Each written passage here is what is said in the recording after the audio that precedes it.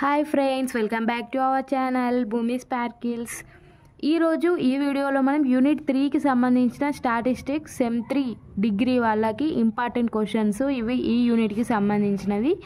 Previous third question వచ్చేసి relationship between Yule's coefficient of association and colligation. So Yule's coefficient of association and colligation మధ్యలో so relationship ఏంటి అని అడుగుతున్నారు. So లాస్ట్కి మనకు వచ్చే ఆన్సర్ ఇది. సో మనం ఇది ప్రూవ్ చేయాలి. సో ఆన్సర్లో వచ్చేసి కోఎఫిషియంట్ ఆఫ్ అసోసియేషన్ ఫార్ములా రాసుకుంటాం, నెక్స్ట్ కోలిగేషన్ ఫార్ములా రాసుకుంటాం. రాసుకున్న తర్వాత సో ఫస్ట్ y వాల్యూ వస్తుంది, నెక్స్ట్ y స్క్వేర్ చేస్తాం. సో y స్క్వేర్ వచ్చిన వాల్యూకి 1 యాడ్ చేస్తాం. సో అలా సో ఈ టర్మ్ వచ్చడానికి సో 1 ఇక్కడ 1 ఉంది కాబట్టి 1 యాడ్ చేస్తాం. సో 2 న్యూమరేటర్లో ఉంది కాబట్టి మల్టిప్లై బై 2 చేస్తాం. సో అలా ఈ టర్మ్ కోసమే చేస్తారు. సో మీకు ప్రాబ్లంలో అర్థమవుతుంది ఏముందంటే, so by the definition of Yule's coefficient for association. So Yule's coefficient of association దేంతో డినోట్ చేస్తారు? క్యూతో కదా. సో క్యూతో ఫార్ములా రాసుకున్నారు. సో ప్రీవియస్ వీడియోలో సెమిస్టర్ 3కి సంబంధించిన statistics important questions only. So repeat అయినవే నేను చెప్పిన అవే చూస్తే మీరు ఖచ్చితంగా పాస్ అయిపోతారు. ఏమన్నా డౌట్స్ ఉన్నా కానీ కమెంట్ చేయండి, సో నేను రిప్లై ఇస్తాను. సో ఫార్ములా రాసుకోండి. First AB alpha beta. So బ్రాకెట్లలో ఉంటే ఏమని రీడ్ చేస్తారు? Class frequency of AB, class frequency of alpha beta. So A అనే ఆట్రిబ్యూట్కి ఆల్ఫా అనేది ఆపోజిట్, బి అనే ఆట్రిబ్యూట్కి బీటా అనేది ఆపోజిట్. సో ప్రీవియస్ వీడియోలో ఆట్రిబ్యూట్స్ డెఫినేషన్, సో ఏకి ఆపోజిట్ ఆల్ఫా, బీకి ఆపోజిట్ బీటా, సికి ఆపోజిట్ గామా, సో అలా ఉన్నాయి కదా, అవి చెప్పిన నేను. చూడకుండా ఒకసారి ఆ వీడియో చూస్తే ఇది మంచిగా క్లారిటీతో అర్థమవుతుంది. లేకుంటే ఈ బ్రాకెట్స్ ఎందుకు వచ్చినాయి, దేనికి ఏది ఆపోజిట్, అంతా డైలమా అయిపోతుంది. సో నెక్స్ట్ ఇది ఎలా రాసుకోవాలంటే, సో ఇదంతా గుర్తుంచుకోవాల్సిన అవసరం లేదు. సో ఈ 2 టర్మ్స్ గుర్తుంచుకుంటే so A as it is రాసేసి, సో బీకి ఆపోజిట్ ఏంటి? బీటా. సో బీటా రాసిరు. నెక్స్ట్ ఆల్ఫా ఉంచుకొని బీటాకి ఆపోజిట్ ఏంటి? బి. సో బి రాసిరు. సో సేమ్ టర్మ్ రిపీట్ చేసి ఇక్కడ మైనస్ సైన్ దగ్గర ప్లస్ సైన్ పెట్టేసారు. దీన్ని ఈక్వేషన్ 1 అనుకున్నారు. నెక్స్ట్ ఏం చేసారు? By the definition of colligation coefficient.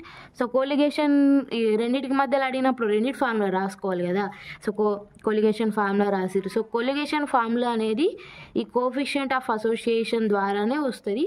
So ఇంకా ప్రూవ్లో వస్తుంది. సో ఇంకా మీకు సెమిస్టర్ 5, 6లో అలా ఉంటుంది. సో నెక్స్ట్ ఇక్కడ ఇది ఎలా రాసిరంటే, సో ఈ టర్మ్ డివైడెడ్ బై ఈ టర్మ్. సో 1 ప్లస్ ఈ టర్మ్ డివైడెడ్ బై ఈ టర్మ్. సో మీరు గుర్తుంచుకోండి, డైరెక్ట్ ఫార్ములా గుర్తుంచుకుంటే కన్ఫ్యూజ్ అవుతుంది. ఎన్నైనా ఫార్ములాలు గుర్తుంచుకుంటాం మనమైనా, మన చిన్న మైండ్కి పాపం. సో అందుకని ట్రిక్స్ ద్వారా కొంచెం మళ్ళా గుర్తుంచుకోండి. ఇక ఏదైనా గుర్తుంచుకుంటే అయితే తప్పలేదు కదా. సో నెక్స్ట్ వచ్చేసి దీని సెకండ్ ఈక్వేషన్ అనుకుంటే, ఇక్కడ A beta alpha B and class frequency of AB, class frequency of alpha beta ఉంది కదా. సో దీన్ని కే అనుకుంటున్నారు.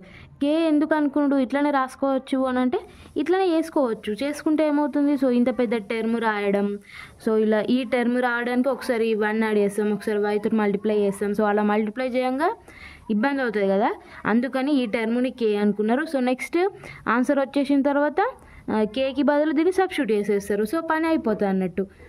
నెక్స్ట్ దీన్ని కే అనుకున్నారు. Assume that it's equals to K అనుకున్నారు.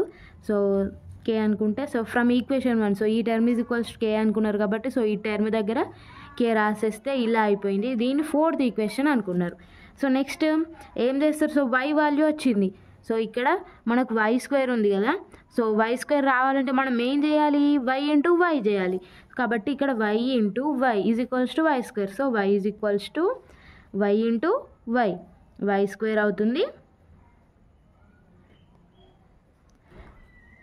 So 1 minus root K into 1 minus root కే, 1 minus root K whole square, 1 plus root కే, 1 plus root కే. So 1 plus root K whole square అయింది. So దీన్ని equation 3 అనుకున్నారు. 1 ఎందుకు add చేస్తున్నారు అని, ఇప్పుడు ఇక్కడ y square plus 1 ఉంది కదా. సో ప్లస్ 1 ఉంది కాబట్టి ఈ టర్మ్ రావడం కోసమే, సో మనం ప్రూవ్ చేసేది ఇది కదా, అందుకని ప్లస్ 1 యాడ్ చేసినారు, యాడ్ చేస్తారు. నెక్స్ట్ ఇక్కడ చూడండి యాడ్ చేసారు. సో 1 ప్లస్ 1 యాడ్ చేసారు. ఇప్పుడు ఎల్సిఎం తీస్తారు. సో ఇక్కడ ఏం లేదు కాబట్టి ఈ టర్మ్ వచ్చింది, అండ్ ఇక్కడ న్యూమరేటర్లో డినామినేటర్ టర్మ్ లేదు కాబట్టి పైన మల్టిప్లై అయిపోయింది. సో మీరు ఎల్సిఎం తెలిసి ఉంటుంది. So next a plus B square a minus B square ఫార్ములాలో ఉంది కదా. సో ఈ ఫార్ములాలో is equals to 2 of a square plus B స్క్వేర్లో ఈ ఫార్ములా ఈజ్ ఈక్వల్స్ టు ఇది అవుతుంది.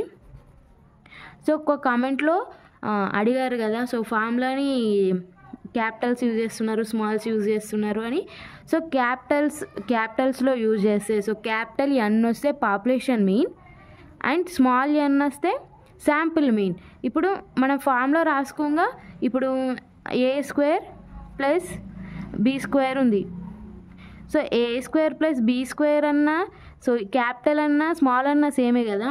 ఇప్పుడు ఏ మైనస్ బి హోల్ స్క్వేర్ ఉంది, సో ఏ మైనస్ బి హోల్ స్క్వేర్ ఉంది. ఇప్పుడు ఇది క్యాపిటల్స్లో యూజ్ చేసిన, స్మాల్స్లో యూజ్ చేసిన, సో సేమ్ ఫార్ములానే వస్తుంది కదా. సేమ్ ఫార్ములాలోనే ఇక్కడ క్యాపిటల్లో రాస్తాం ఫార్ములా, ఇక్కడ స్మాల్లో రాస్తాం. సో మనం క్యాపిటల్లో రాసామా ఫార్ములా స్మాల్లో రాసామా అన్నది కాదు, సో కరెక్ట్గా ప్రాబ్లంలో యూజ్ చేసామా, సో కరెక్ట్ ఫార్ములా లాగా ప్రాబ్లంలో ఉందా అని చూడాలి. సో క్యాపిటల్ అయినా స్మాల్ అయినా ఏమి కాదు ఫార్ములా. సో నేను ఇంకో వీడియో చేస్తాను దానికి క్లియర్గా.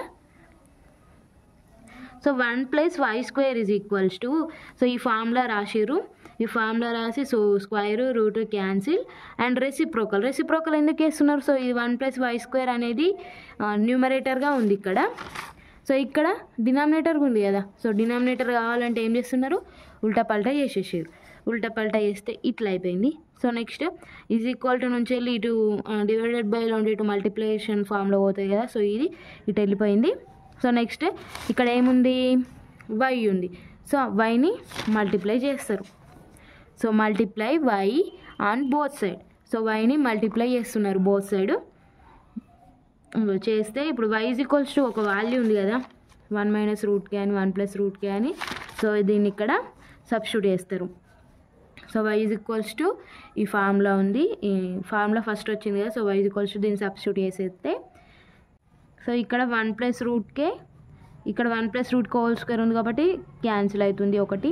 So next 1 minus root K into 1 plus root K అంటే A minus B into A plus B ఉంది కదా. సో ఫార్ములా ఏంటి, A square minus B square కదా, అందుకని ఇక్కడ ఏ స్క్వేర్ మైనస్ బి స్క్వేర్లో రాసిరు. డినామినేటర్ యాజ్ ఇట్ ఈజ్ ఇక్కడ ఉంది అండ్ రూట్ ఇవి క్యాన్సిల్ అయిపోతే 1 మైనస్ కే 1 ప్లస్ కే ఉంటుంది. So K is equals to మన వాల్యూ ఏముంది ఇక్కడ, సో దీని ఈజ్ ఈక్వల్స్ టు అనుకున్నాం కదా.